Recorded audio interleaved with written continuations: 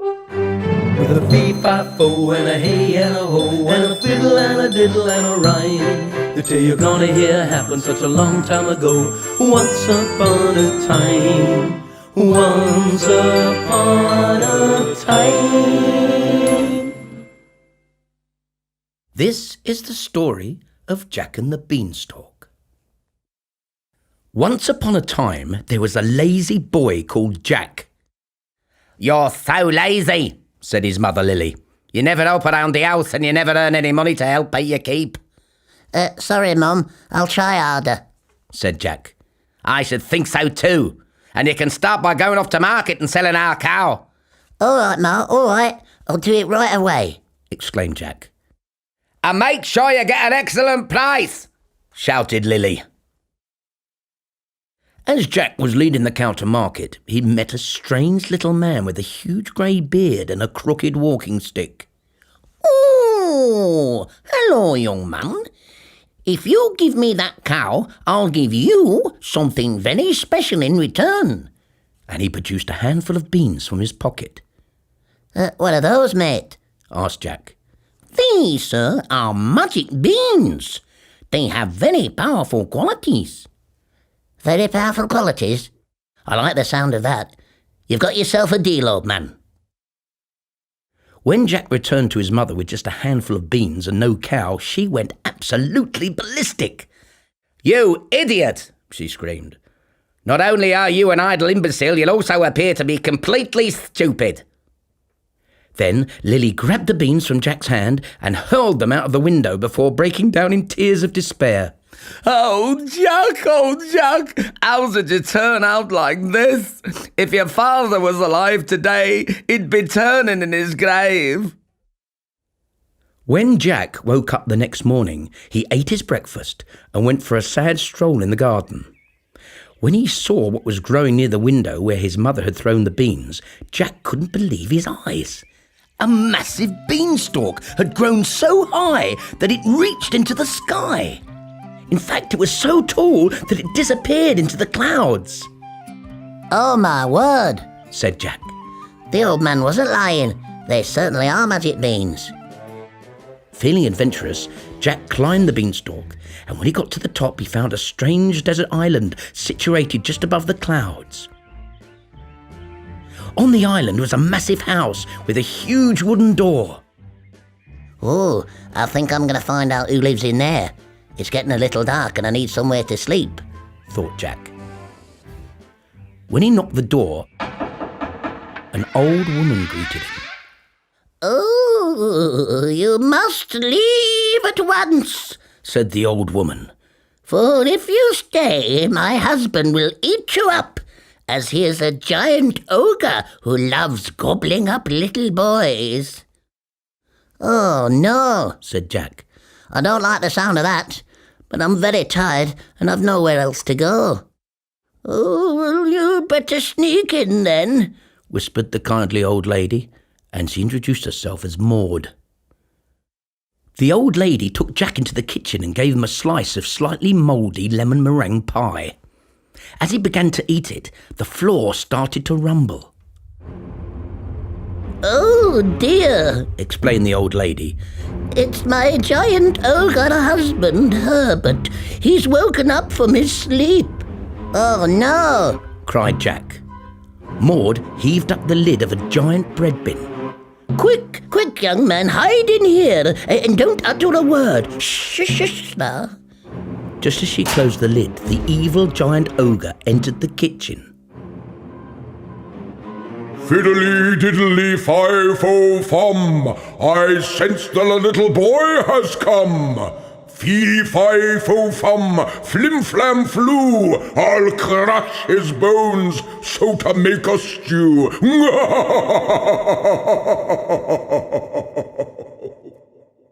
"What's cooking, old hag?" roared the giant ogre. "What you can smell is a broth I'm cooking. I'm trying out a new recipe, you see. It was going to be a surprise, so I hope you like it. Give me 5 minutes and I'll serve it to you," said Maud to the ogre. "Very well. I'll be back in 10 minutes while you prepare this new dish of yours. And it had better be good, woman, or I shall have one of my notorious tantrums." As he left the kitchen, Maud quickly rustled up a broth on the stove using turnips, carrots, eyes of parrots, butterfly snails, and puppy dog tails. When the giant ogre came back, he devoured the entire meal in a matter of seconds. "That was hardly a wonderful surprise.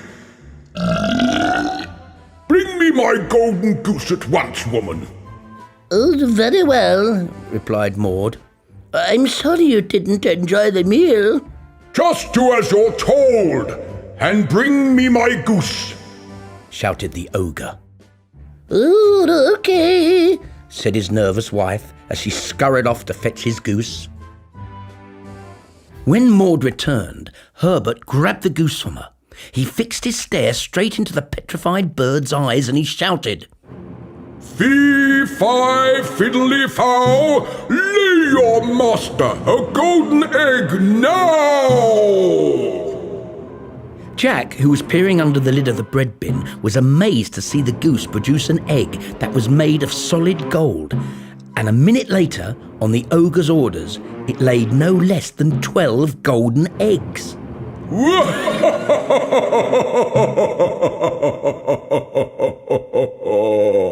Laughed Herbert. "I love being mega rich. Now I need to sleep off that awful meal. Come with me and prepare my hot water bottle at once, old woman," he barked. Once Herbert and Maud had left, Jack leapt from the bread bin and he stuffed his pockets with the 12 golden eggs. Then he picked up the goose and he ran out of the house as fast as his legs would carry him until he reached the beanstalk and he started to climb down. When he reached the bottom, Jack presented his mother with the goose along with the 12 golden eggs.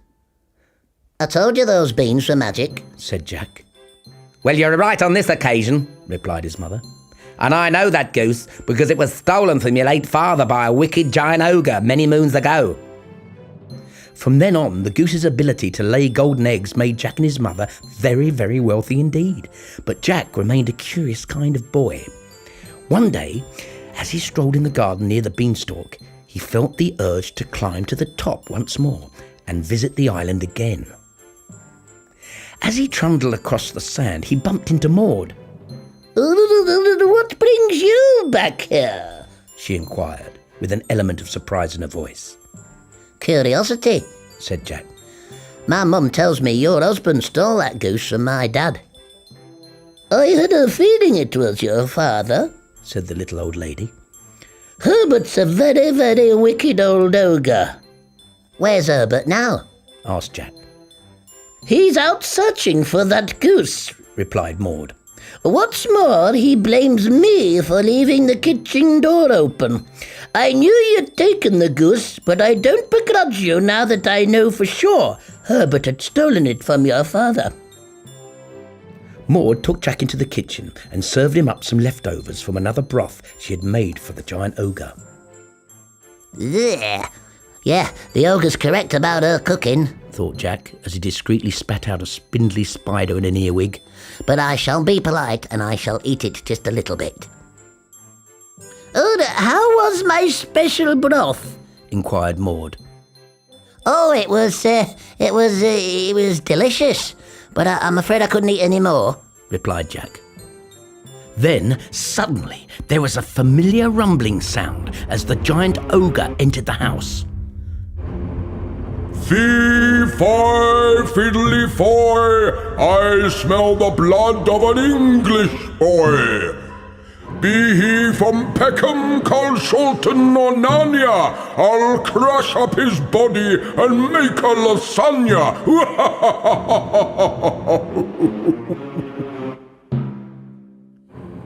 Once more, Jack found himself hiding in the bread bin. As Herbert entered the kitchen, Maud begged him to calm down. "Oh no, not that awful dish again!" bellowed Herbert as he sat down and finished off the remnants of Jack's repugnant supper. Then he let out a huge belch and hollered, That was absolutely disgusting, woman! Now fetch me my money bags. I want to count my gold coins. A petrified Maud left the kitchen and came back with several money bags. As Herbert counted his gold coins, he laughed out loudly. I may not have that prize goose anymore, but I'm still extremely rich. Then Herbert the giant ogre fell asleep in his chair, leaving the money bags on the kitchen table. I believe he stole these money bags from your father as well, for I know it came from the same person that owned the goose, whispered Maud. You'd better take the coins and leave as fast as you can. Oh dear, these bags are quite heavy. I'll have to help you carry them. When they got as far as the beanstalk, they heard the roaring voice of the giant ogre. Fee-fi-fo-fum! I have a plan, for I smell the blood of an Englishman. And now my wife has betrayed me too. I'll mince them both up for a mighty fine stew.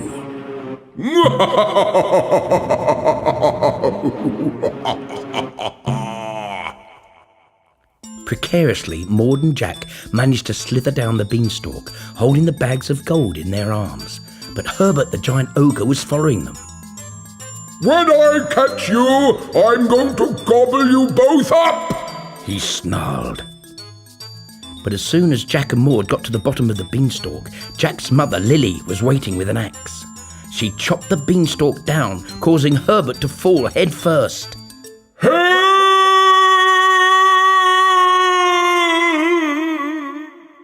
He screamed before he met a prickly end as he smashed through the greenhouse in the garden, sticking to a cactus. "Well, that's the end of that, silly Herbert," said Lily. Hey, Mum, I'd like you to meet my special friend Maud. She's been so helpful to us, said Jack. Lily thanked Maud for all her help and invited her to stay as long as she liked. As long as she don't cook any more broth, laughed Jack.